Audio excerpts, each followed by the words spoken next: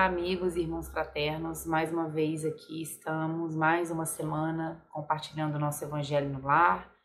E nós da Casa Espírita, do Grupo Fraterno Espírita Irmãos Rogério Cláudio, sempre lembramos a importância de cultivar os bons pensamentos durante esse dia da nossa oração, não abusar de carnes e alimentos pesados e procurar nos tranquilizar, no dia de nossa oração.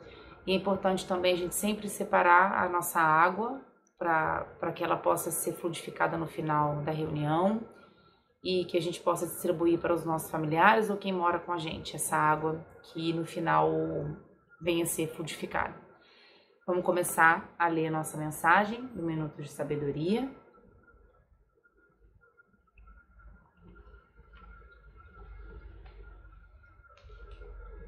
Não se queixe contra a vida. Se está sofrendo, lembre-se de que ninguém passa por essa terra isento de dores. Da mesma forma que um aluno não pode fazer o seu curso sem submeter meus exames de fim do ano. Prove que está preparado, suportando com paciência e resignação os exames a que é submetido. Tudo que nos acontece tem sua razão de ser e dos males surge sempre um bem. Vamos fazer nossa oração inicial. Divino e amado Mestre, Pai de infinita bondade, queremos pedir, Senhor, a sua permissão e a permissão da nossa espiritualidade amiga, que prepare este ambiente no mesmo dia, que se prepare o nosso ambiente com todo amor e todo carinho no nosso dia de oração, para que possamos trazer essa mensagem vinda do alto. Pedimos, Senhor, a sua permissão, para que possamos abrir as nossas mentes e os nossos corações, para que possamos entender da melhor maneira essa mensagem que será trazida para nós. Que assim seja. Agora a gente vai pegar nosso Evangelho e vamos abrir o capítulo 5, Bem-aventurados aflitos, o item 4, porque tem item 4 aqui. Causas atuais das aflições. De duas espécies são as vicissitudes da vida, ou, se o preferirem, promanam de duas fontes bem diferentes, que importa distinguir. Umas têm a sua causa na vida presente, outras fora desta vida. Remontando-se à origem dos males terrestres, reconhecer-se-á que muitos são consequência natural do caráter e do proceder dos que os suportam. Quantos homens caem por sua própria culpa? Quantos são vítimas de sua imprevidência, de seu orgulho e de sua ambição? Quantos se arruinam por falta de ordem, de perseverança, pelo mau proceder ou por não terem sabido limitar os seus desejos? Quantas uniões desgraçadas porque resultaram de um cálculo de interesse ou de vaidade nas quais o coração não tomou parte alguma? Quantas dissensões e funestas disputas se teriam evitado com um pouco de moderação e menos suscetibilidade? Quantas doenças e enfermidades decorrem da intemperança e dos excessos de todo gênero? Quantos pais são infelizes com seus filhos porque não lhes combateram desde o princípio as más tendências por fraqueza ou indiferença e deixaram que neles se desenvolvessem os germes do orgulho, do egoísmo e da tola vaidade que produziram a secura do coração. Depois, mais tarde, quando colhem o que semearam, admiram-se e se afligem da falta de deferência com os que são tratados e da ingratidão deles. Interroguem-se friamente com suas consequências todos os que são feridos no coração pelas vicissitudes e decepções da vida. Remontem passo a passo a origem dos males que o torturam e verifiquem se as mais das vezes não poderão dizer: se eu houvesse feito ou deixado de fazer tal coisa, não estaria em semelhante condição.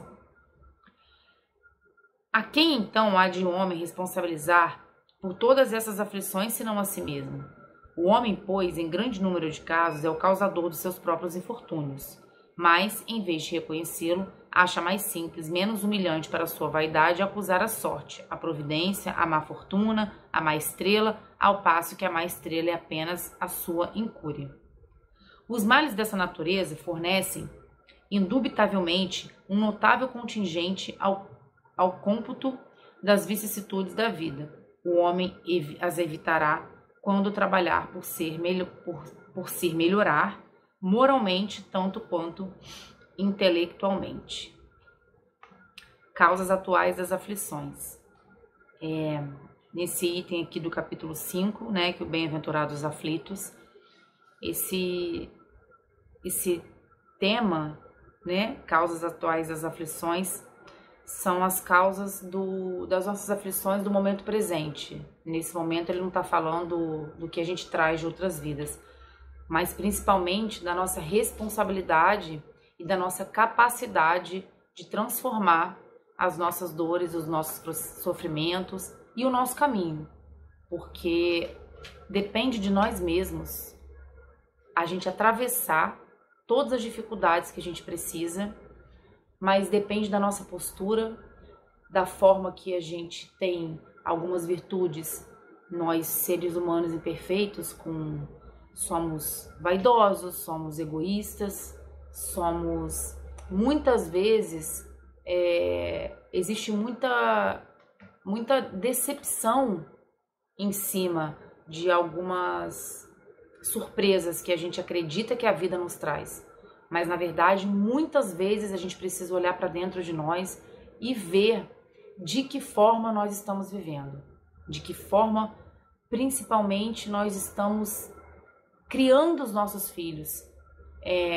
Não só da forma que nós estamos vivendo, mas da forma que também a gente passa para frente alguns ensinamentos. E como ele nos diz aqui, né, que alguns pais são infelizes com seus filhos porque não lhe combateram desde o princípio as más tendências. Então, desde pequeno, as crianças têm... nós adultos temos a responsabilidade de passar o melhor, né, para os nossos filhos. E lá na frente, o que a gente vai colher da mesma forma que nós, os nossos filhos, a gente não pode achar que estaremos surpresos se nós não fizermos por onde. Então, a gente plantar as nossas melhores sementes para que a gente consiga entender que existe muito mais da nossa responsabilidade no que a gente faz, no que a gente emana para o nosso universo, para as nossas relações, para tudo que nós fazemos no mundo, em todas as nossas relações, e aquilo que a gente tem de retorno também, da vida e das pessoas em si. Então, esse aqui é o item 4 dessa parte do capítulo. E tem só mais o item 5 aqui, dessa causa atuais das aflições. E a gente vai ler esse pedaço. A lei humana atinge certas faltas e as pune. Pode então o condenado reconhecer que sofre a consequência do que fez, mas a lei não atinge nem pode atingir todas as faltas.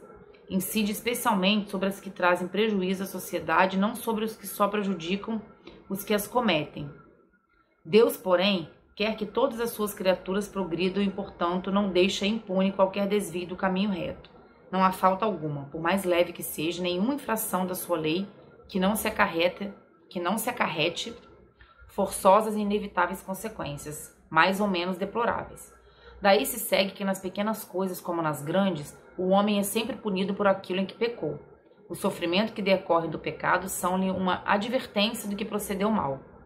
Dão-lhe experiência, fazem-lhe sentir a diferença existente entre o bem e o mal e a necessidade de se melhorar para o futuro, evitar o que lhe originou uma fonte de amarguras, sem o que motivo não haveria para que se emendasse. Confiante na impunidade, retardaria seu avanço e, consequentemente, a sua felicidade futura. Então, é importante, né, que a gente sabe que às vezes questionamos algumas coisas da lei, da nossa vida, né, as leis humanas, e a gente às vezes enxerga que nem sempre aquelas pessoas que cometem as faltas e os erros, elas são punidas da forma que deveriam, e a gente às vezes julga porque a lei humana não é, às vezes, da forma que a gente gostaria que fosse. Justamente por isso que a gente está falando, porque os homens são capazes de mudar e de fazer escolhas para o bem ou para o mal, e isso acarreta também nas leis, mas a lei de Deus nunca falha. É o que ele quer nos dizer aqui, que independente de ser um pecado pequeno, uma falha pequena ou grande, nunca fica impune. A gente aprende, a gente lida com as dores, principalmente com as dores e com os sofrimentos, para a gente ultrapassar e entender que se a gente não aprender, a gente ali na frente não colhe a felicidade que a gente precisa. Entretanto, a experiência algumas vezes chega um pouco tarde, quando a vida já foi desperdiçada e turbada, quando as forças já estão gastas e sem remédio o mal. Põe-se então o homem a dizer: se no começo dos meus dias eu soubera o que sei hoje, quantos passos em falso teria evitado. Se houvesse de recomeçar, conduzir-me-ia de outra maneira. No entanto, já não há mais tempo. Como o obreiro preguiçoso que diz: perdi o meu dia, também ele diz: perdi a minha vida. Contudo, assim como para o obreiro o sol se levanta no dia seguinte, permitindo-lhe neste reparar o tempo perdido, também para o homem, após a noite do túmulo, brilhará o sol de uma nova vida, em que lhe será possível aproveitar a experiência do passado e suas boas resoluções para o futuro. Então, a importância desse recado, dessa mensagem que ele nos quer trazer, é que a gente não perca a nossa vida e não deixe passar o tempo do nosso aprendizado. Muitas pessoas chegam ao fim da vida, esperam passar, adoecer e ver um caminho que não tem mais volta na vida terrena e que perdeu a oportunidade de fazer diferente. Só que o que ele quer nos dizer aqui é que ele fala: após a noite brilhará o sol de uma nova vida. Contudo, assim como para o obreiro, o sol se levanta no dia seguinte, permitindo-lhe neste reparar o tempo perdido. Então, para Deus nunca é tarde, mas que se em vida, né, nós pudermos vencer alguns obstáculos da melhor maneira e aprender da forma que a gente precisa, com a nossa conduta, com a nossa mentalidade, a nossa conduta para o bem. Se nós pudermos em vida fazer essa experiência da melhor maneira, que seja. Mas Deus nunca desiste de nós e de alguma forma essa chance nos vem, né? Deus nos dá, abre novas portas, novos caminhos e sempre novas experiências para que a gente possa rever os nossos conceitos, rever as nossas atitudes, rever os nossos valores. Então, numa vida inteira, o tempo que a gente vive, nós temos sempre novas chances a cada dia de fazer melhor e de reparar as nossas falhas, porque é para isso que a gente vem, é para isso que a gente está aqui, mas é um acúmulo de dias, é um acúmulo de experiências que a gente consegue passar dessa vida e acreditar que lá no futuro a gente tem essa felicidade plena de tudo que a gente vem crescendo espiritualmente com essas experiências que a gente precisa passar. E hoje a gente vai ficar aqui com esse capítulo do Causas Atuais das Aflições, do capítulo 5, e mais uma vez a gente vai agradecer a oportunidade dessa oração. Divino e amado Mestre, Pai de infinita bondade, de infinito amor, queremos agradecer, Senhor, a oportunidade de estarmos aqui, mais uma semana reunidas em Seu nome, trazendo essas palavras de conforto, de sabedoria que o nosso Evangelho nos traz, através da espiritualidade amiga dos nossos mentores, que está sempre ao nosso lado, direcionando nossos pensamentos, direcionando nossas atitudes e trazendo cada vez mais, ampliando a nossa fé, a nossa coragem, o nosso amor, a nossa compreensão da vida e o nosso conforto diante de momentos tão difíceis, né? Momentos tão difíceis que estamos vivendo. A fé, o amor, a caridade, a compaixão que nos tem guiado. Pedimos, Senhor, que fique conosco, nos ilumine, nos encaminhe, hoje, agora e sempre. Que assim seja, graças a Deus. Que assim seja, meus irmãos, graças a Deus.